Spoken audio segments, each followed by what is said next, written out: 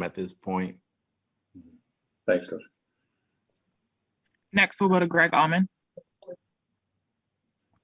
Hey, Todd. Hope you're doing well. How you doing, Greg? Doing good. Doing good. I saw you laughing earlier. I was afraid I'd missed something. No, you didn't miss anything, Greg. Sorry. I wanted to ask you about inside linebacker depth. You guys have added 2 draft picks. You added Joe Jones. I just want to ask you about the competition there and how tempting it'll be to keep maybe a 5th and have more inside linebackers than you guys have had in the past even.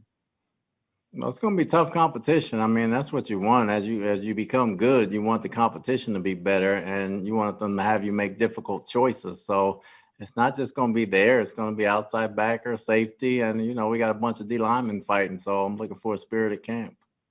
You guys added some kind of NFL veterans, if you will, after the draft, guys like Raven Green, Curtis Riley, Antonio Hamilton. I just want to ask you if there's any of those guys that stood out to you. Obviously, they're probably special teams guys first and foremost, but who has impressed you of that group from what you'd seen even on tape before they got here? Before I've even seen tape, before they got here, they've all played in games and they all had tackles, so they have experience that way. It's just about learning our system and the way we do things and then fitting in that way. So it's great to get our hands on them early where they have time, this OTA and mini camp, to get used to it so they can come in training camp and really compete. So that's all we're looking for right now. But I don't think anyone stood out from an impressive standpoint in shorts and T-shirt. Thanks, Todd. Next, we'll go to Jenna Lane. Hey, Coach. I know that Joe Tryon hasn't been able to actually practice because of the knee injury, but I'm just curious what you have seen from him in terms of classroom and in terms of his studies. I mean, he's attentive. He's at every meeting. He's out there practice, and he's watching everything. He's pretty bright coming in. He learns fast, so, just eager when he gets able to get out on the field to get him some reps and see where he goes. Thank you. Next, we'll go to Steve Isbitz. If any media has questions, please raise your hand. Hey, Coach. Speaking as a former player and as a coach, what's the upside, if any, of veterans staying away from these spring practices? I don't know if there's any or one way or the other. Some guys take care of themselves. Some guys needed to get in shape. Hopefully everybody's doing their part, so when they come back, they're ready to roll. So we trust them from that standpoint. So we'll see as it goes forward.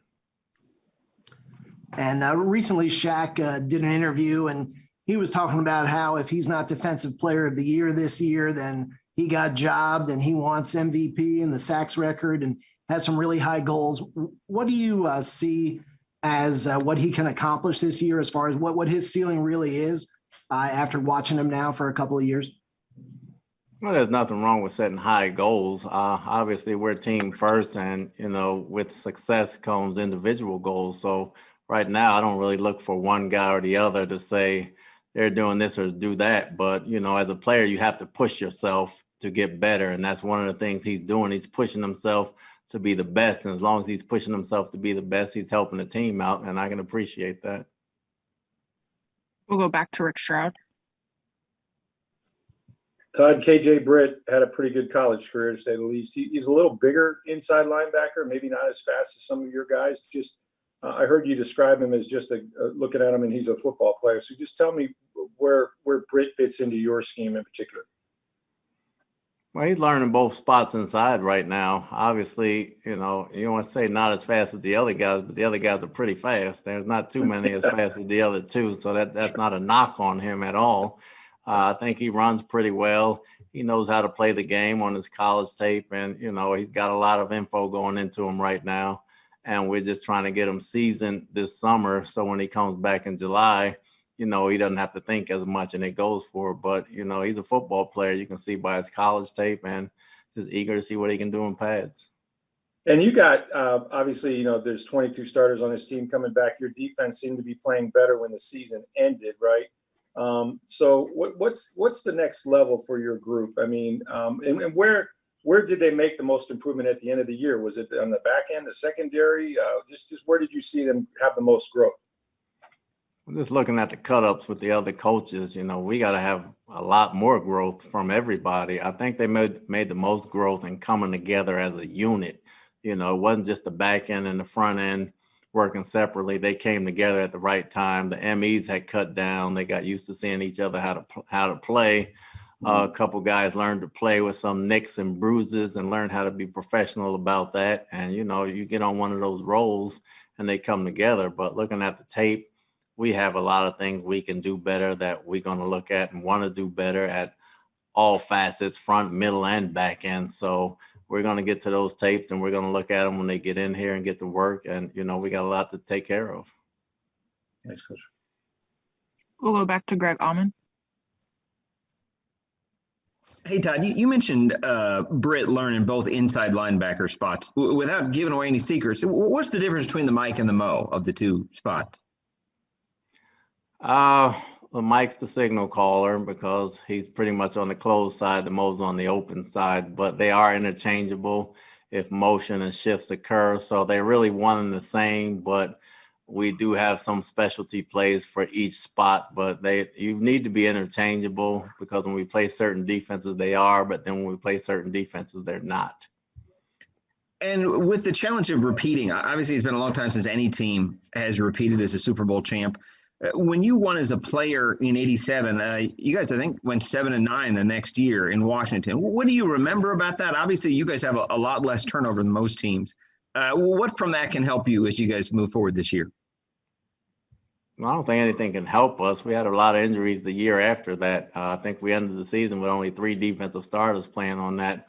But I don't think we can go back to last year. You have to go forward to this year. Even with 22 guys, it's still a different team. You know, it's a different team. We've tweaked some things for us to get better at. We know some things that hurt us. So as a team, we have to re-gel and redo our chemistry and everything else and try to get better from there and start from the bottom up. I think if you go into the season saying that we're top dog, we've already lost. I mean, we've already lost. We're starting at the bottom and we're going to work our way back up. Thanks, Todd. We'll go back to Steve Isbitz. Coach, when the schedule came out, did you have any first impressions that you can share? Anything really stand out to you?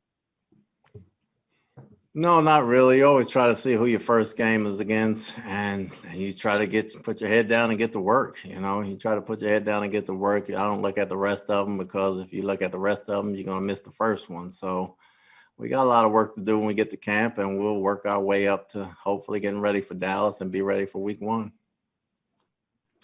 And Anthony Nelson, what can you say about him? What more do you want to see from him? And what kind of competitive spirit do you think will be there, given that the Bucs drafted Joe Tryon?